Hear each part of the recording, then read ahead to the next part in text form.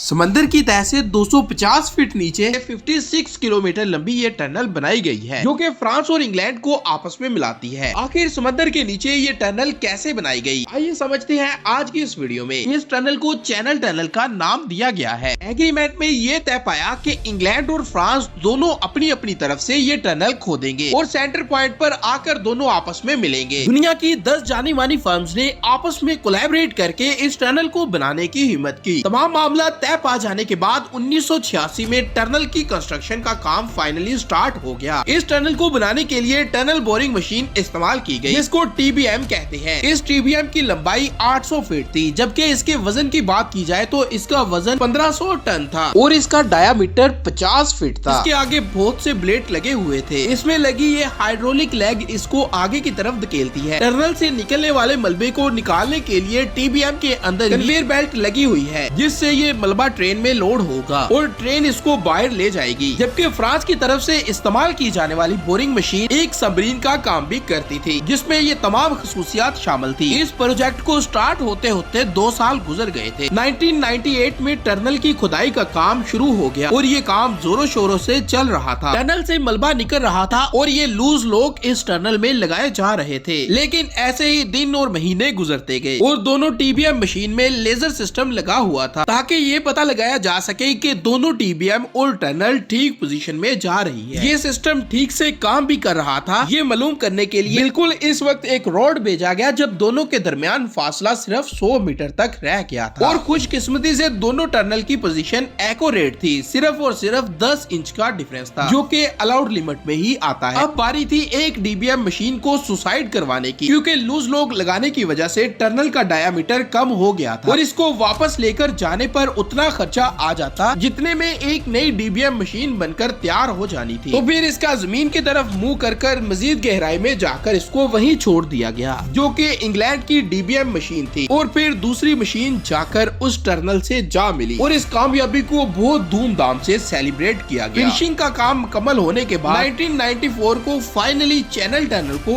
Open कर दिया गया। इसमें 13,000 वर्कर काम करते थे, इसमें से 10 की हादसाती तौर पर मौत भी हो गई थी। आज इस चैनल टनल में हजारों पैसेंजर एक साथ एक कंट्री से दूसरी कंट्री सफर करते हैं।